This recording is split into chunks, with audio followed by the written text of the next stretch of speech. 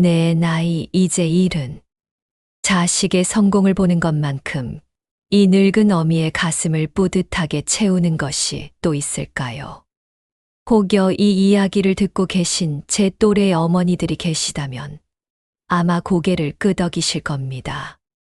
자식 잘 되는 것, 그거 하나 보려고 우리네 인생을 다 바치지 않았습니까?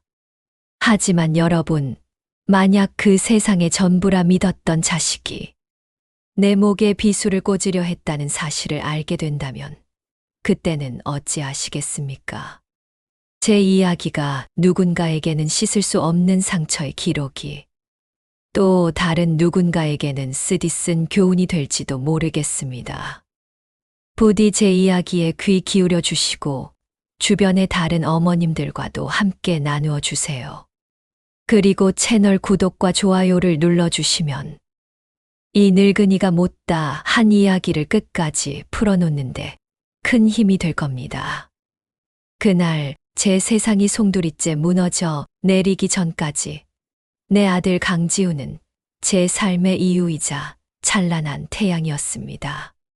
시장 한쪽 귀퉁이, 기름 냄새와 먼지가 뒤섞인 작은 화잔의 수선 가게. 그 낡은 재봉틀 위에서 제 청춘은 실밥처럼 풀려나갔지만 아들의 미래는 튼튼한 옷처럼 지어졌습니다. 내끼니는 걸러도 아들의 책감만큼은 단 하루도 밀어본 적이 없었지요. 드르륵 드르륵 밤새도록 돌아가는 재봉틀 소리는 고단한 노동의 소음이 아니라 아들의 밝은 미래를 향한 희망의 합창이었습니다. 어린 지훈이가 학교에서 받아온 상장 한 장이면 며칠 밤을 새운 피로도 눈 녹듯 사라졌습니다. 꼬깃꼬깃한 종이 한 장을 닳고 달은 내 손으로 받아들면 세상 그 어떤 비단보다도 부드럽게 느껴졌지요. 훗날 반드시 제게 호강시켜 주겠다는 아이의 그 작은 속삭임은 평생을 버티게 해준 주문과도 같았습니다. 그렇게 아들은 무럭무럭 자라 명문대를 졸업했고 모두가 부러워하는 증권사에 늠름하게 입사했습니다. 동네 사람들은 자식 농사 하나는 제대로 지었다며 이제 두 다리 뻗고 편히 쉴 일만 남았다며 저를 한껏 지켜세웠지요. 저 역시 단 한순간도 의심치 않았습니다. 아들이 짝을 찾아 결혼하겠다 했을 때 저는 평생의 땀이 벤 상가 건물을 망설임 없이 팔았습니다. 그 돈으로 강남의 으리으리한 아파트 전세금을 보태고 남부럽지 않은 혼례를 치러주었습니다. 이제 제게 남은 것은 시장 구석의 작은 빌라 한 채뿐이었지만 조금도 아깝다는 생각은 들지 않았습니다. 오히려 텅 빈 집이 아들의 성공으로 가득 채워진 듯 벅차기만 했습니다. 저녁 시간 텔레비전 화면에 나와 어려운 경제, 용어들을 막힘없이 설명하는 아들의 모습을 볼 때면 굳이 밥을 먹지 않아도 배가 불렀습니다. 저 반듯한 이마, 또렷한 목소리. 모두 내 고생을 먹고 자란 것이라 생각하니 눈물이 핑 돌 정도로 자랑스러웠습니다. 그날도 그랬습니다. 며칠 전부터 정성껏 만들어 둔 밑반찬들을 바리바리 싸들고 아들네 집으로 향했지요. 아들이 좋아하는 장조림, 며느리가 입맛 없다던 날 잘 먹던 오이소박이, 양손 가득 들린 반찬 통의 무게만큼이나 제 마음도 행복으로 묵직했습니다. 익숙하게 현관 비밀번호를 누르려던 바로 그 순간이었습니다. 굳게 닫힌 문틈으로 며느리 서아의 날카로운 목소리가 들려왔습니다. 처음에는 그저 누군가와 다투는가 보다 하고 대수롭지 않게 여겼습니다. 하지만 제 귀에 박힌 몇몇 단어들이 심장을 덜컥 내려앉게 만들었습니다. 며느리는 전화기 너머의 누군가에게 아주 절박하게 사정을 하고 있었습니다. 이번 주까지는 어떻게든 막아달라는 애원이었지요. 지금 자기네 집도 넘어가게 생겼는데 무슨 수로 그 큰 이자를 갚느냐는 하소연이었습니다. 아들 내외에게 무슨 큰일이라도 생긴 것일까? 늙은 어미의 가슴이 철렁 내려앉았습니다. 저 아이들이 저런 속사정을 감추고 있었구나 하는 안타까움이 먼저 들었습니다. 그런데 잠시 숨을 고르는 듯 하더니 며느리의 목소리는 온도를 잃은 뱀처럼 교활하고 차갑게 낮아졌습니다. 그러면서 해결할 방법이 있기는 한데 시간이 좀 걸린다고. 그게 바로 저 시어머니라고 말하는 것이었습니다. 제 집만 처리하면 한숨 돌릴 수 있는데 그 영감탱이가 그 노인네가 꿈쩍도 하지 않는다며 불평을 늘어놓았습니다. 영감탱이, 노인네 그 단어들이 비수처럼 날아와 제 가슴에 박혔습니다. 평소에는 어머니라며 살갑게 굴던 아이가 제 등 뒤에서는 저를 그렇게 부르고 있었구나. 하지만 그보다 더 끔찍한 계획이 그 아이의 입에서 흘러나왔습니다. 전화기 너머의 상대방이 제안한 방법인 듯 저를 위해 효도 여행을 보내주겠다는 흉계를 꾸미고 있었습니다. 가평에 새로 생긴 요양원이 호텔처럼 아주 끝내주게 지어졌으니 그곳에 며칠 바람이나 쐬고 오시라며 저를 모시고 가서는 그대로 두고 오면 된다는 말이었습니다. 위임장만 받아내 도장을 찍으면 제 집을 파는 건 일도 아니라더군요. 그러면서 덧붙이는 말이 그 노인네는 자신들이 버리고 온 줄도 모를 거라며 비웃고 있었습니다. 순간 세상의 모든 소리가 멎는 듯 했습니다. 머릿속이 새하얘지고 다리가 후들거려 서 있을 수조차 없었습니다. 손에 들고 있던 반찬 통들이 힘없이 바닥으로 떨어졌습니다. 쿵 둔탁한 소리와 함께 장조림과 김치가 현관 바닥에 나뒹굴었습니다. 그 소리는 마치 내 세상이 무너져 내리는 소리 같았습니다. 안에서 며느리의 비명 소리가 들렸고 잠시 후 현관문이 벌컥 열렸습니다. 제 눈앞에는 새하얗게 질린 며느리의 얼굴이 있었습니다.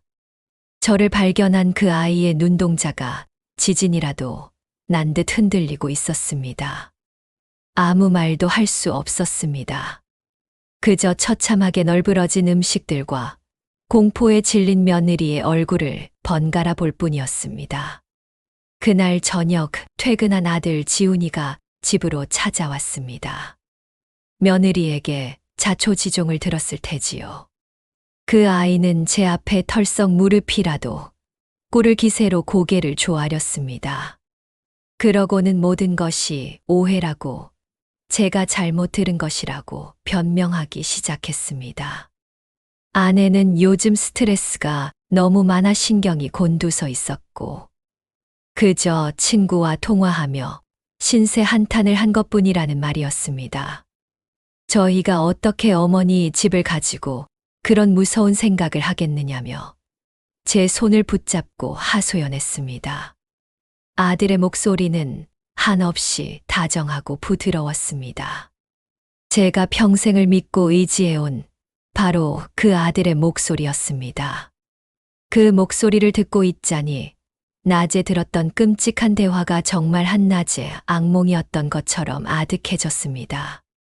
그래, 내 아들이 설마 어미에게 그런 짓을 할 리가 없지. 내가 요즘 기력이 쇠해서 헛것을 들었나 보다. 애써 스스로를 다독이고 있을 때였습니다. 아들은 너무나도 천연덕스럽게 말을 이었습니다. 마침 잘 되었다며 사실은 저희가 어머니를 위해 특별한 선물을 준비했다는 것이었습니다. 가평에 정말 좋은 실버타운이 생겼는데 공기도 좋고 시설도 호텔 같으니 주말에 함께 구경이나 가자는 제안이었습니다. 어머니께서 평생 고생만 하셨으니 이제부터라도 자기들이 호강시켜 드려야 한다면서요. 가평 실버타운 효도 여행 낮에 며느리의 입에서 흘러나왔던 바로 그 단어들이 이번에는 아들의 입을 통해 흘러나오는 순간 제 심장은 다시 한번 바닥으로 곤두박질 쳤습니다. 방금 전까지 내가 잘못 들었을 거야 라며 애써 외면하던 의심의 씨앗이 아들의 다정한 목소리를 자양분 삼아 징그럽게 싹을 틔우기 시작했습니다. 하지만 저는 차마 아들의 얼굴을 마주하고 따져 물을 수가 없었습니다. 평생을 바쳐 쌓아 올린 내 아들이라는 신전이 내 눈앞에서 와르르 무너져 내리는 것을 감당할 자신이 없었습니다. 그저 떨리는 목소리로 생각할 시간을 달라고 말하는 것이 전부였습니다. 그날 밤, 제 작은 빌라에 홀로 누워 밤을 새웠습니다. 아들의 어릴 적 모습을 떠올렸습니다. 내 손가락을 꼭 쥐고 잠들던 작은 아기, 서툰 글씨로 엄마, 사랑해요라고 써주던 아이, 첫 월급을 타서 내게 빨간 내복을 사다 주던 청년. 그 수많은 기억의 조각들이 칼날이 되어 제 가슴을 헤집었습니다. 내 아들이 설마 아닐 거야. 내가 잘못 들은 걸 거야. 모정이라는 두터운 흙은 어떻게든 그 끔찍한 의심의 씨앗을 덮어버리려 애쓰고 있었습니다. 하지만 한 번 뿌려진 씨앗은 사라지지 않는 법이지요. 저는 그날 밤 제 인생에서 가장 무서운 도박을 하기로 마음먹었습니다. 아들의 말을 믿고 그 효도 여행을 따라가 보기로 말입니다. 그것이 지옥으로 향하는 편도 티켓이 될 줄은 꿈에도 모른 채 말입니다. 과연 제 아들은 정말 저를 호강시켜 주려던 것이었을까요? 아니면 끔찍한 함정 속으로 저를 밀어 넣으려던 것이었을까요? 그 진실이 밝혀지기까지는 그리 오랜 시간이 걸리지 않았습니다. 그 주말이 되었습니다. 제 마음속에서는 여전히 의심과 믿음이 위태로운 줄다리기를 하고 있었습니다. 아들 내외는 약속대로 저를 데리러 왔더군요. 차에 오르는 제 어깨를 주무르는 아들의 손길에서 저는 애써 온기를 찾으려 노력했습니다. 옆자리에 앉아 제 손을 잡고 조잘거리는 며느리의 목소리에서는 애써 진심을 읽어내려 안간힘을 썼습니다. 그래, 내가 오해한 것일 게다. 저렇게 살가운 아이들이 설마 스스로를 몇 번이고 타일렀습니다. 차창 밖으로 스쳐 지나가는 풍경처럼 제 마음속의 불안도 그저 스쳐 지나가기를 간절히 바랐습니다. 가평으로 향하는 길은 햇살이 참 좋았습니다. 아들은 운전하는 내내 제게 좋은 말을 속삭였습니다. 이제는 아무 걱정 말고 자기들만 믿고 편히 쉬시라고요. 평생 고생한 어머니께 이 정도 호강은 아무것도 아니라고 앞으로 더 좋은 것을 해드리겠노라고 맹세하듯 말했습니다. 그 목소리에 그 다정한 얼굴에 제 마음속 의심의 씨앗은 다시 한번 깊은 클 속으로 고개를 파묻는 듯 했습니다. 어미의 마음이란 이토록 어리석고 간사한 것일까요?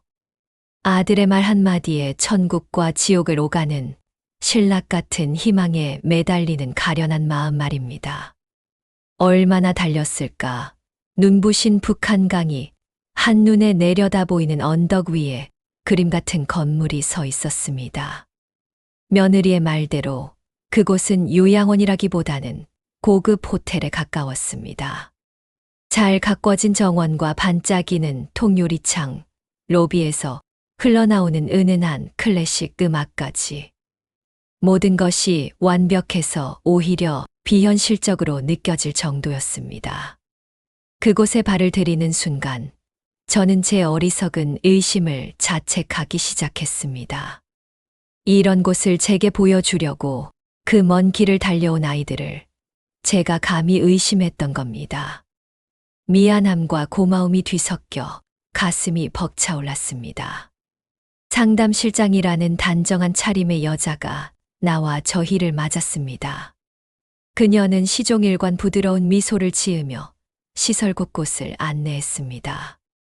최고급 침대와 의료, 시설이 갖춰진 방, 다양한 취미 활동을 즐길 수 있는 프로그램실. 그리고 창밖으로 강이 내다보이는 멋진 카페테리아까지. 모든 것이 꿈결 같았습니다. 저는 잠시나마 아들이 약속했던 호강이라는 것이 바로 이런 것이구나 하는 단꿈에 젖어들었습니다. 세 사람은 카페테리아의 전망 좋은 자리에 앉아 차를 마셨습니다. 따뜻한 찻잔의 온기가 손끝으로 전해지며 제 마음도 조금씩 녹아내리고 있었습니다. 바로 그때였습니다. 아들 지훈이가 조심스럽게 입을 열었습니다. 입소 신청서 문제로 잠시 시내에 있는 사무실에 다녀와야 할 것 같다고 했습니다. 서류 처리에 꼭 필요한데 깜빡하고 두고 온 것이 있다는 말이었습니다. 금방 다녀올 테니 저더러 여기서 차를 마시며 경치 구경을 하고 있으라는 부탁이었습니다. 그러면서 제게 신분증과 도장을 맡겨주면 모든 것을 알아서 처리하고 오겠다고 저를 번거롭게 해드리고 싶지 않다며 웃어 보였습니다. 저는 아무런 의심도 하지 않았습니다. 아니, 하려 하지 않았다는 편이 맞을 겁니다. 제 인생 그 자체였던 도장과 저라는 사람을 증명하는 신분증을 아들의 손에 쥐어주며 어서 다녀오라고, 걱정 말고 천천히 다녀오라고 말했습니다.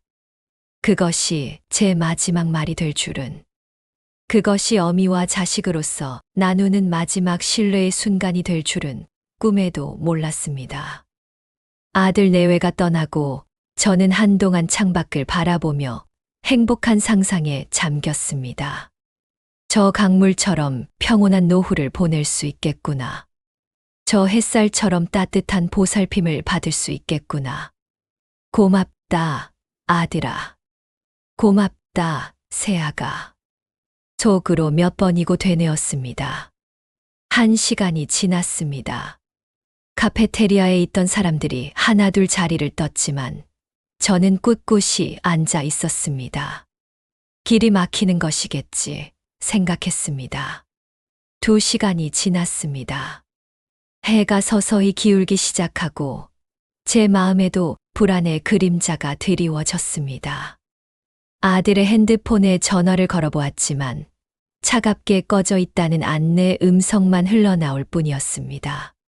심장이 쿵 하고 내려앉기 시작했습니다. 어느덧 해가 완전히 저물고 시설의 불이 하나둘 켜졌습니다. 아름답던 북한강의 풍경은 칠흑 같은 어둠에 잠겨버렸습니다. 아까까지 제게 친절하게 미소 짓던 상담 실장이 다가왔습니다. 하지만 그녀의 얼굴에서는 이전의 온기를 찾아볼 수 없었습니다. 차갑고 사무적인 표정으로 이제 상담 시간이 모두 끝났으니 그만 돌아가야 한다는 말을 전했습니다. 저는 당황해서 우리 아들 내외가 곧 온다고 서류 문제로 잠시 시내에 갔다고 설명했습니다. 하지만 그녀는 자신들은 모르는 일이라며 고개를 저었습니다.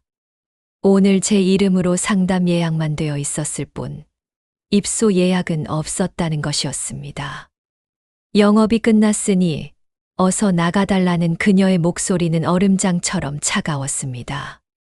아니라고, 그럴 리가 없다고 매달리는 제 팔을 직원들이 붙잡았습니다. 저는 짐짝처럼 끌려 로비 밖으로 매정하게 쫓겨났습니다.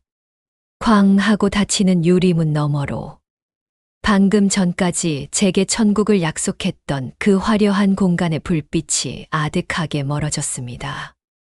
지갑도 신분증도 핸드폰도 없었습니다. 그야말로 완벽한 빈털터리. 칠흑 같은 어둠이 내린 강변도로에 홀로 내던져진 저는 그제야 모든 것을 깨달았습니다. 이것은 실수나 오해가 아니었습니다. 아들과 며느리가 아주 오래전부터 치밀하게 파놓은 함정이었습니다. 자신의 전 재산을 털어 키운 아들이 고작 제 집 한 채를 탐내서 이 늙은 어미를 아무도 없는 길바닥에 짐처럼 내버린 것입니다. 차가운 강바람이 뼛속까지 스며들었습니다. 하지만 그보다 더한 추위가 제 심장을 얼어붙게 만들었습니다. 밤새도록 걸었습니다. 어디로 가야 하는지도 모른 채 그저 무작정 걸었습니다. 쌩쌩 지나가는 차들은 길가에서 절망적으로 손을 흔드는 웬 노파 따위는 거들떠보지도 않았습니다. 낯선 시골길에서 굶주림과 추위, 그리고 심장을 도려내는 듯한 배신감에 떨며 꼬박 하루를 헤맸습니다. 세상은 온통 어둠뿐이었고 제 인생도 끝났다고 생각했습니다. 모든 것을 포기하려던 순간 낡은 화물차 한 대가 제 앞에 멈춰 섰습니다. 마음씨 좋은 기사님의 도움으로 저는 겨우 서울로 돌아오는 버스에 오를 수 있었습니다. 돈 한 푼 없는 제 사정을 들은 기사님이 쥐어준 버스비와 빵 하나가 제 아들이 앗아간 세상의 마지막 온기처럼 느껴졌습니다. 버스는 어둠을 뚫고 서울을 향해 달렸습니다. 저는 차창에 비친 제 모습을 보았습니다. 헝클어진 머리, 흙먼지로 더러워진 옷, 넋이 나간 눈동자. 평생을 자식 하나만 보고 살아온 어미의 마지막 모습은 영락없는 노숙자였습니다. 평생을 바친 아들에게 버려진 대가가 이토록 참혹하다는 것을 저는 뼈저리게 깨닫고 있었습니다. 눈물조차 흐르지 않았습니다. 이미 제 안의 모든 것이 메마르고 부서져 버렸기 때문입니다. 이틀 밤낮을 꼬박 길 위에서 헤맨 끝에 저는 유령처럼 제 집 앞에 섰습니다.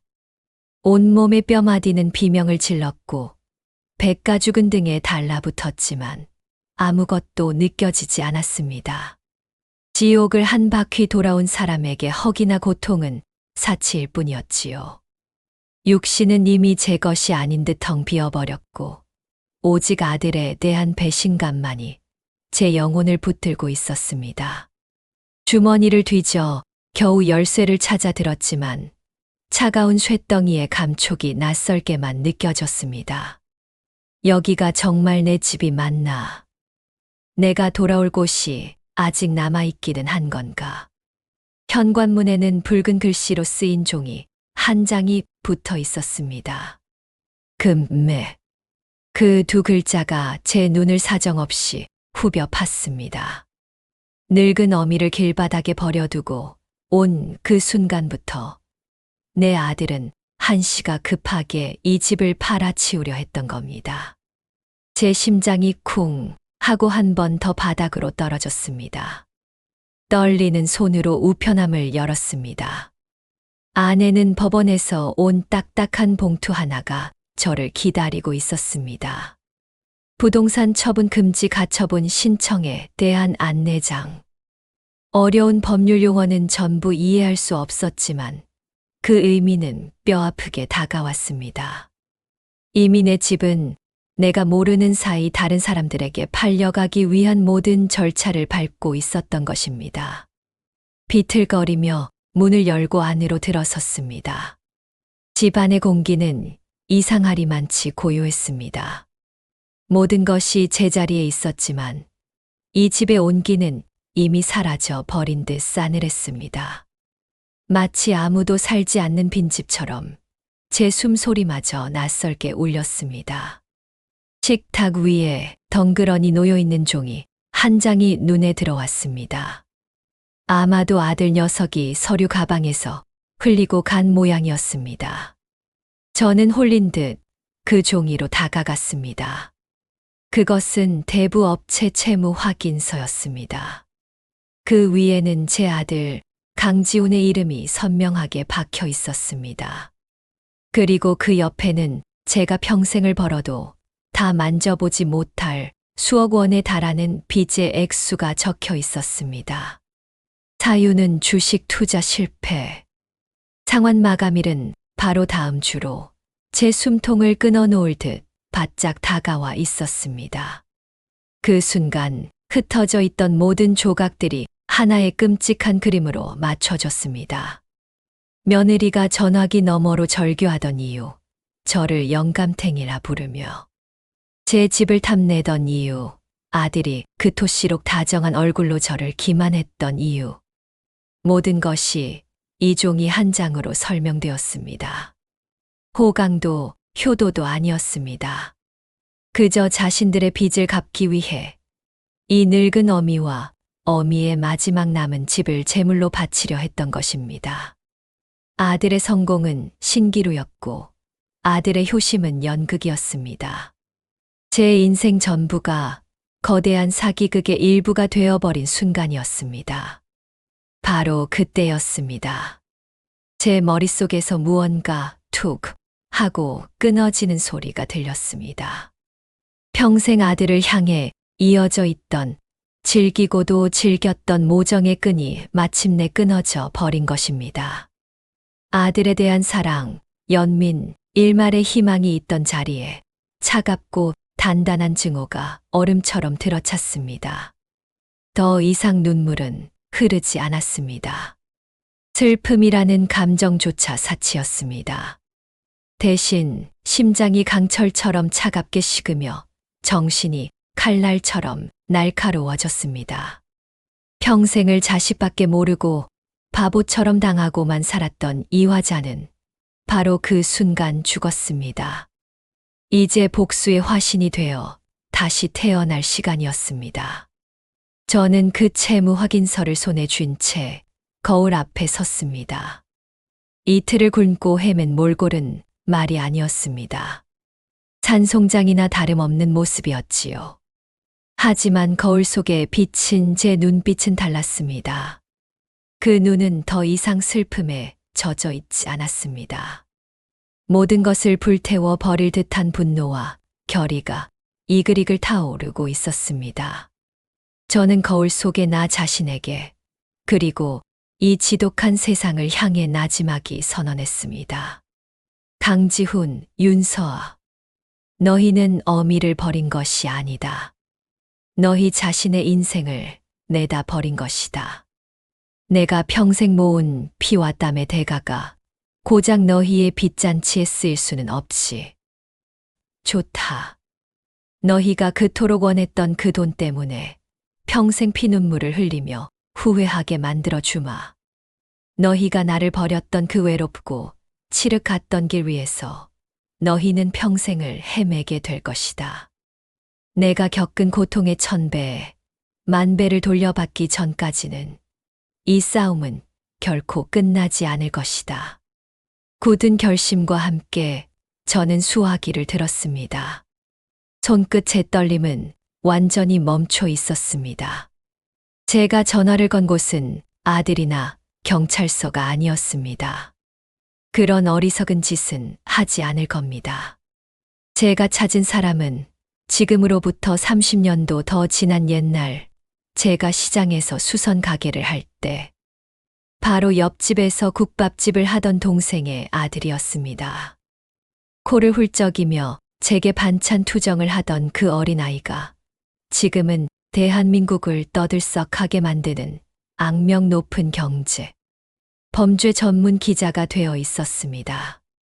어릴 적 제가 친아들처럼 아껴주었던 그의 아이, 박성준 기자. 이제 그 아이가 제 가장 날카로운 복수의 칼날이 되어줄 것이었습니다. 수화기 너머로 신호가 가는 소리가 들렸습니다. 그것은 심판의 시작을 알리는 종소리였습니다. 성준이는 전화를 받자마자 한달음에 달려왔습니다.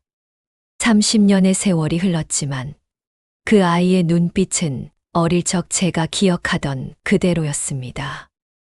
올곧고 따뜻했던 그 눈이 제 이야기를 듣는 내내 이글거리는 분노로 타올랐습니다. 제가 건넨 채무 확인서를 내려다보는 성준이의 굳게 담은 입술에서 저는 제 복수가 이미 시작되었음을 직감했습니다. 성준이는 저를 이모님이라 부르며 걱정 말라고, 저것들은 그냥 불효자식이 아니라 사회의 암적인 존재들이니 자신이 그 뿌리까지 모조리 파헤쳐 사회에 매장시켜 주겠노라고 약속했습니다. 그 든든한 목소리를 듣는 순간 지옥의 강을 건너며 얼어붙었던 제 심장에 아주 작은 불씨 하나가 피어나는 듯 했습니다. 복수는 치밀하고 신속하게 진행되었습니다. 그 첫 번째 단계는 제 아들 녀석을 완벽하게 속이는 것이었습니다. 성준이와 저는 덫을 놓을 계획을 세웠고 그 덫의 가장 중요한 미끼는 바로 저 자신이었습니다. 저는 수화기를 들었습니다. 증오로 들끓는 심장을 억누르고 세상에서 가장 어리숙하고 힘없는 노인의 목소리를 만들어냈습니다. 제 인생 최고의 연극이 시작되는 순간이었습니다. 아들은 금방 전화를 받더군요. 저는 최대한 혼란스러운 척, 제가 잠시 깜빡 정신을 잃었었나 보다며 운을 띄웠습니다. 눈을 떠보니 집이더라고. 그 요양원은 정말 좋았는데 어찌 된 영문인지 모르겠다고 중얼거렸습니다. 수화기 너머로 아들이 안도의 한숨을 내쉬는 소리가 희미하게 들려왔습니다. 그 소리에 제 속은 역겨움으로 들끓었지만 저는 연기를 멈추지 않았습니다. 그래서 우리 언제 만나서 도장을 찍으면 되느냐고, 그런 좋은 곳이라면 하루라도 빨리 들어가고 싶다고 재촉까지 했습니다. 제 아들은 늙은 어미가 정말로 기억을 잃었거나 충격으로 정신이 온전치 못하게 되었다고 확신한 모양이었습니다. 목소리에는 감출 수 없는 기쁨과 흥분이 묻어났습니다. 모든 의심을 거둔 아들은 부동산 사무실에서 만나자며 날짜와 시간을 정해 주었습니다.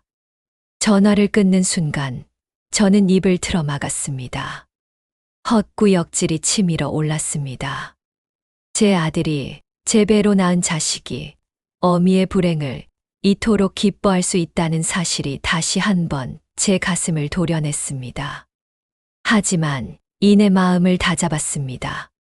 그래, 실컷 웃어두어라. 그것이 내 인생의 마지막 웃음이 될 테니. 약속한 날이 되었습니다. 저는 낡은 옷 대신 제가 가진 옷 중에 가장 고운 것을 꺼내 입었습니다. 초라한 피해자가 아니라 당당한 심판자로서 그 자리에 서고 싶었기 때문입니다. 부동산 사무실의 문을 열고 들어서자 모든 것이 제 예상대로였습니다. 아들 내외와 집을 사기로 한 매수자, 그리고 법무사까지 모두 모여 저를 기다리고 있었습니다. 저를 보자마자 며느리는 마치 아무 일도 없었다는 듯 세상에서 가장 살가운 미소를 지으며 제게 다가왔습니다. 그 가증스러운 얼굴을 마주하는 것만으로도 속이 뒤집혔지만 저는 묵묵히 자리에 앉았습니다. 모두가 제 입에서 나올 말을 기다렸습니다. 그들의 눈에는 탐욕이 번들거렸습니다. 며느리는 제 손에 펜을 쥐어주며 계약서에 이 칸에 이름을 쓰시면 된다고, 이제 어머니는 저희만 믿고 편안히 사시기만 하면 된다고 속삭였습니다. 저는 천천히 펜을 들었습니다. 제 모든 인생이 담긴 이 집을 제 손으로 넘겨주는 서류 위로 펜촉을 가져갔습니다. 아들 내외의 얼굴에 완전한 승리의 미소가 떠오르는 것을 똑똑히 보았습니다. 제가 천천히 제 이름의 첫 글자를 쓰려던 바로 그 순간이었습니다. 사무실 문이 거칠게 열리며 수십 개의 카메라 플래시가 폭죽처럼 터졌습니다. 눈을 뜰 수 없을 정도의 섬광과 함께 성준이가 방송국 카메라와 동료, 기자들을 이끌고 들이닥쳤습니다. 사무실 안의 모든 사람들이 얼어붙었습니다. 아들 내외의 얼굴은 순식간에 새하얗게 질려버렸습니다. 성준이는 조금의 망설임도 없이 제 아들 강지훈의 얼굴 앞에 마이크를 들이댔습니다. 성준이의 목소리가 사무실 전체를 얼어붙게 할 듯 울려 퍼졌습니다. 수억 원대 투자 사기 및 존속 유기 혐의로 취재를 나왔다고, 피해자들의 돈으로 호화 생활을 하고 그 빚을 갚기 위해 홀어머니를 요양원에 유기한 뒤 집까지 팔아넘기려 한 것이 사실이냐고 추궁했습니다. 아들 내외의 눈동자가 공포로 미친 듯이 흔들렸습니다. 그들 뒤로는 성준이가 미리 연락해 둔 강지훈의 또 다른 투자 피해자들이 험악한 얼굴로 서 있었습니다.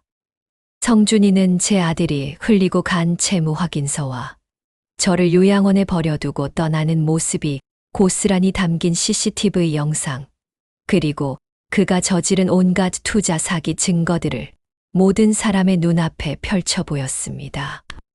이 모든 광경은 인터넷 방송을 통해 전 국민에게 생방송으로 송출되고 있었습니다. 아들의 추악한 범죄가 만천하에 드러나는 순간이었습니다. 상황이 어떻게 돌아가는지 파악한 증권사에서는 즉시 강지훈을 파면 조치하고 거액의 손해배상 소송을 제기하겠다는 공식 입장을 발표했습니다. 며느리의 친정 부모는 방송을 보고 기절초풍하여 당장 딸과의 연을 끊겠다고 선언했다는 소식도 들려왔습니다. 모든 것을 잃었다는 것을 깨달은 아들 내외는 이성을 잃었습니다. 서로에게 모든 책임을 떠넘기며 다 당신 때문이야 라고 고성을 질렀습니다. 급기야 서로의 머리채를 잡고 싸우기 시작했습니다. 한때는 같은 욕망을 위해 한 몸처럼 움직였던 그들이 이제는 서로를 파멸시키지 못해 안달이 난 짐승처럼 날뛰었습니다. 그 추악한 광경을 지켜보던 현장의 경찰들이 다가와 두 사람의 팔에 차가운 수갑을 채웠습니다. 사기 및 존속 유기 미수 혐의였습니다.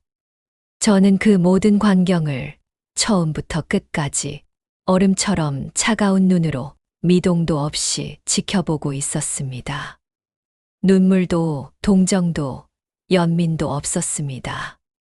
제 아들이 끌려가며 마지막으로 저를 바라보았습니다. 그의 눈에는 원망과 애원이 뒤섞여 있었습니다. 하지만 저는 그 눈을 피하지 않았습니다. 이것이 바로 내가 선택한 길의 끝이라고, 내가 어미에게 주려 했던 고통을 이제 내 스스로 맛보라고 차가운 시선으로 말해 주었습니다. 제 복수의 첫 장이 그렇게 막을 내리고 있었습니다. 법의 심판은 차갑고도 단호했습니다. 아들은 여러 건의 사기죄에 어미를 버리려 했던 죄까지 더해져 결국 쇠창살 안에 갇히는 신세가 되었습니다. 한때는 텔레비전에 나와 대한민국 경제를 논하던 그 반듯하던 아들은 이제 죄수복을 입은 초라한 범죄자로 전락했습니다. 며느리 또한 공범으로 집행유예를 받았지만 그것은 결코 용서가 아니었습니다. 친정에서는 연을 끊었고 주변의 모든 이들이 등을 돌렸습니다. 빚더미에 올라앉아 사회적으로 완전히 고립된 채 살아도 사는 것이 아닌 지옥이 그 아이를 기다리고 있을 터였습니다. 사람들은 제게 아들 면회라도 한번 가봐야 하지 않겠냐고 말했습니다. 그래도 피를 나눈 자식인데 어미로서 마지막 도리는 해야 하지 않겠냐고요. 하지만 저는 단호하게 고개를 저었습니다. 용서는 상처를 준 사람이 아니라 상처를 받은 사람이 선택하는 권리입니다. 제게 용서란 더 이상 남아있지 않은 사치였습니다. 제 아들 강지훈은 이미 제 마음속에서 죽었습니다. 죽은 자의 무덤에 찾아가 곡을 한들 무슨 소용이 있겠습니까? 저는 그저 묵묵히 제 삶을 정리하기 시작했습니다.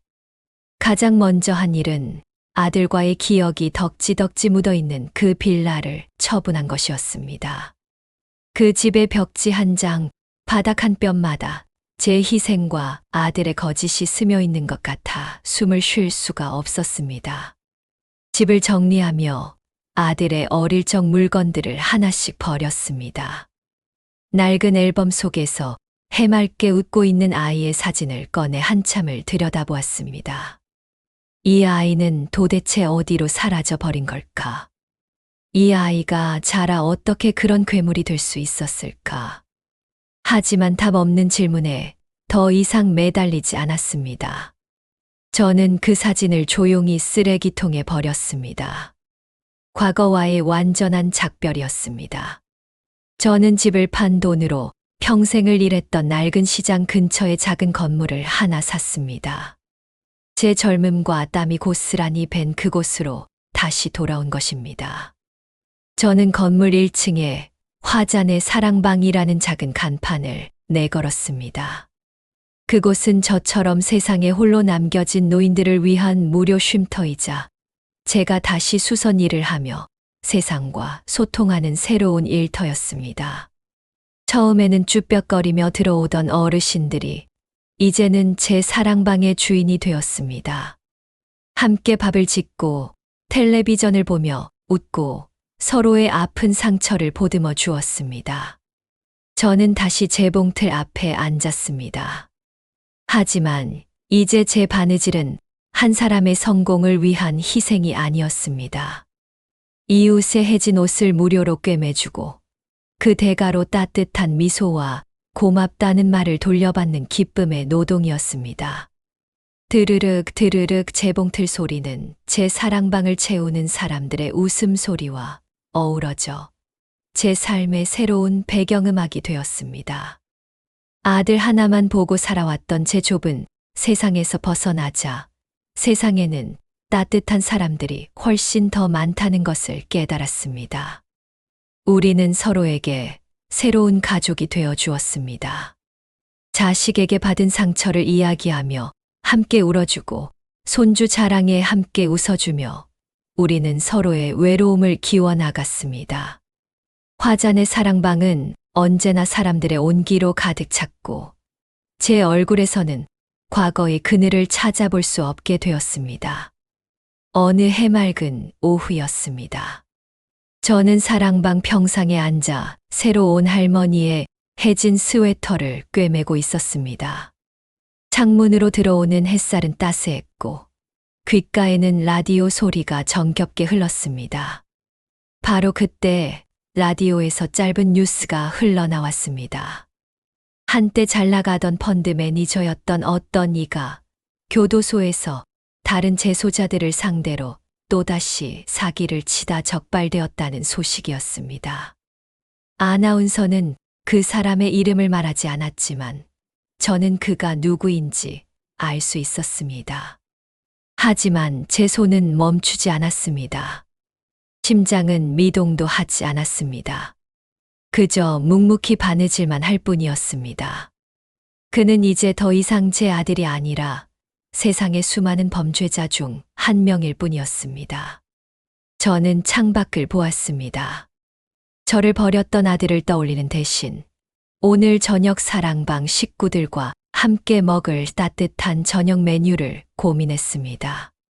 구수한 된장찌개를 끓일까? 아니면 모두가 좋아하는 칼국수를 끓일까? 그런 소박한 고민을 하는 제 자신이 참으로 행복하게 느껴졌습니다. 저는 나지막이 홀로 독백했습니다. 자식은 내 세상의 전부가 아니었다. 그저 내 인생을 잠시 지나가는 손님이었을 뿐이다. 그 손님이 내 세상 전부를 망가뜨리려 했지만 나는 내 손으로 내 세상을 다시 지었다. 아들은 나를 버렸지만 나는 나 자신을 버리지 않았다. 이 낡은 실과 바늘이 그리고 여기 모인 이 따뜻한 사람들이 바로 나의 새로운 세상이다. 제 주름진 손이 한 땀 한 땀 옷을 꿰매는 모습은 제 상처를 기워내고 새로운 희망을 짓는 숭고한 의식처럼 느껴졌습니다. 저는 비로소 제 인생의 온전한 주인이 되어 제 이름으로 빛나고 있었습니다. 지금까지 제 길고 아팠던 이야기를 들어주신 모든 분들께 깊은 감사를 드립니다. 혹시 지금 저처럼 자식에게 받은 상처로 홀로 아파하고 계신 분이 있다면 부디 자기 자신을 포기하지 마시라는 말씀을 드리고 싶습니다. 이 이야기가 당신의 아픔의 작은 위로가 되기를 바랍니다. 주변의 다른 이웃들과도 제 이야기를 함께 나눠주시고 저희 채널을 구독해 주시면 앞으로도 세상의 많은 어머니들의 이야기를 전하는데 큰 힘이 될 겁니다.